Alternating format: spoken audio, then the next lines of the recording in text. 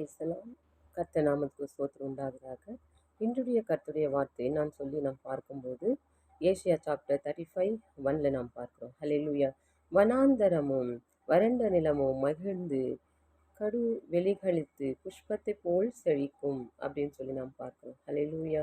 The wilderness and the solitary place shall be glad for them, and the desert shall rejoice and blossom as the rose அப்படின்னு சொல்லி நாம் பார்க்கிறோம். ஹalleluya.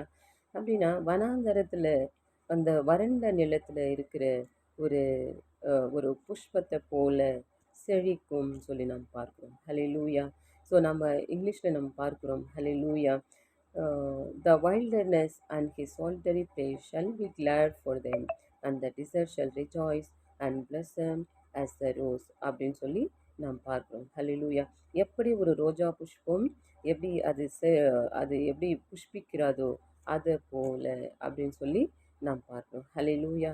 So கர்த்தருக்குள்ள யார் பயபக்தியா இருக்கிறார்களோ, கர்த்தருடைய வழியிலே யார் நடக்கிறார்களோ அவர்கள் அப்படியாக இருப்பார்கள் அப்படின்னு சொல்லி நாம் பார்க்கிறோம். ஹalleluya. ஸோ நாம் கர்த்தருக்குள்ள செழிப்போம். கர்த்தர் உங்களை ஆசீர்வதிப்பாராக. ஆமென்.